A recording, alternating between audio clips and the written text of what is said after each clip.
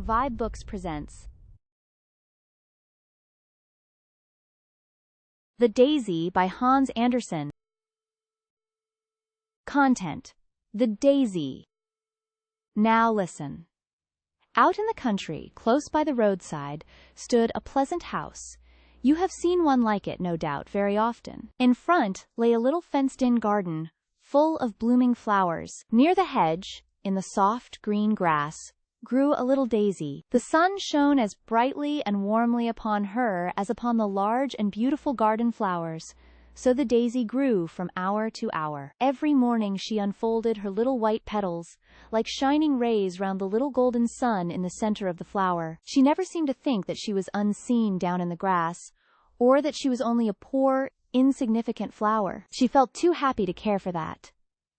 Merrily she turned toward the warm sun, looked up to the blue sky, and listened to the lark singing high in the air. One day the little flower was as joyful as if it had been a great holiday, although it was only Monday. All the children were at school, and while they sat on their benches learning their lessons, she, on her little stem, learned also from the warm sun and from everything around her how good God is, and it made her happy to hear the lark expressing in his song her own glad feelings. The daisy admired the happy bird, who could warble so sweetly and fly so high, and she was not at all sorrowful because she could not do the same. I can see and hear, thought she. The sun shines upon me, and the wind kisses me. What else do I need to make me happy? Within the garden grew a number of aristocratic flowers.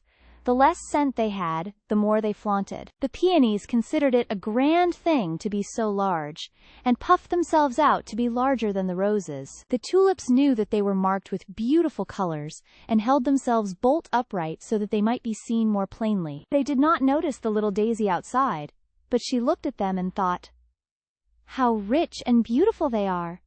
No wonder the pretty bird flies down to visit them. How glad I am that I grow so near them, that I may admire their beauty." Just at this moment the lark flew down, crying, "Tweet!" But he did not go to the tall peonies and tulips.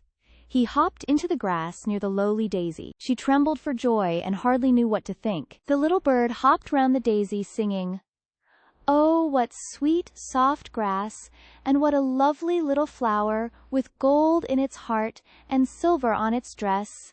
For the yellow center in the daisy looked like gold, and the leaves around were glittering white, like silver. How happy the little daisy felt, no one can describe. The bird kissed her with his beak, sang to her, and then flew up again into the blue air above. It was at least a quarter of an hour before the daisy could recover herself. Half ashamed, yet happy in herself, she glanced at the other flowers.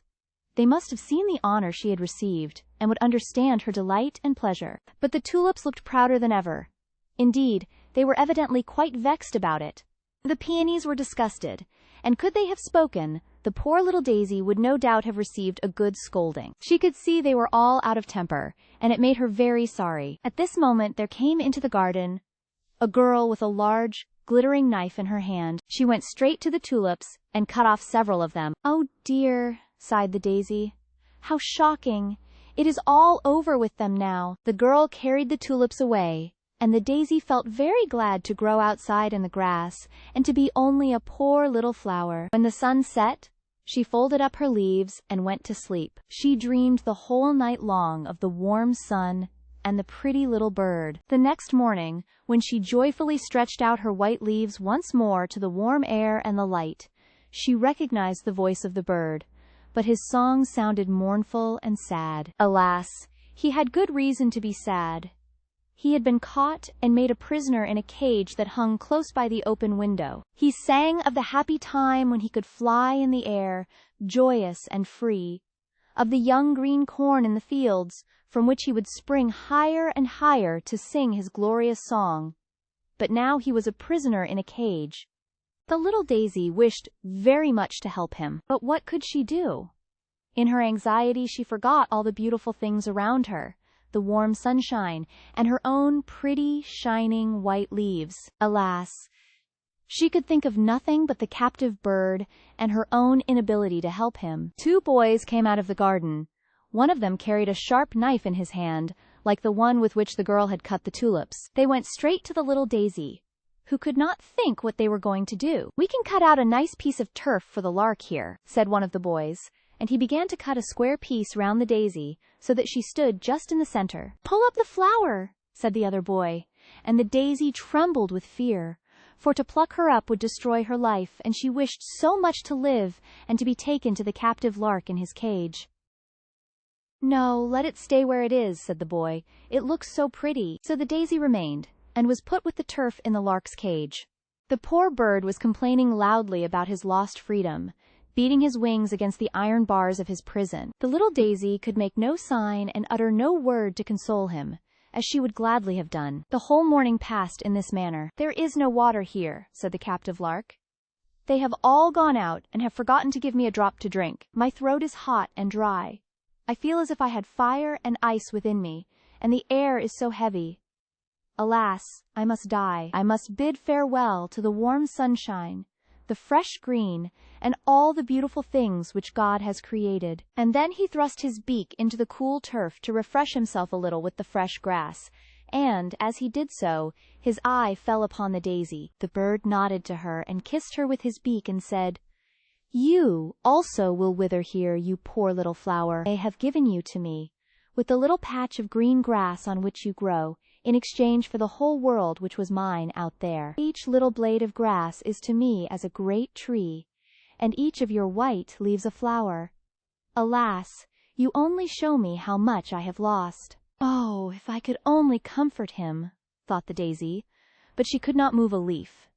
The perfume from her leaves was stronger than is usual in these flowers, and the bird noticed it, and though he was fainting with thirst, and in his pain pulled up the green blades of grass, he did not touch the flower. The evening came, and yet no one had come to bring the bird a drop of water. Then he stretched out his pretty wings and shook convulsively.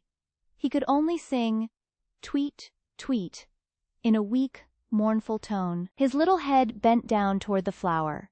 The bird's heart was broken with want and pining. Then the flower could not fold her leaves as she had done the evening before when she went to sleep, but, sick and sorrowful, drooped toward the earth. Not till morning did the boys come, and when they found the bird dead, they wept many and bitter tears. They dug a pretty grave for him, and adorned it with leaves of flowers. The bird's lifeless body was placed in a smart red box, and was buried with great honor. Poor bird! While he was alive and could sing, they forgot him, and allowed him to sit in his cage and suffer want, but now that he was dead, they mourned for him with many tears, and buried him in royal state. But the turf with the daisy on it was thrown out into the dusty road. No one thought of the little flower that had felt more for the poor bird than had anyone else, and that would have been so glad to help and comfort him if she had been able. Thank you for tuning in to vibeBooks. We hope you enjoyed this journey. Please consider liking, commenting, and subscribing to our channel. Check out our playlist or explore vibeBooks for more classic stories. Until next time, happy listening.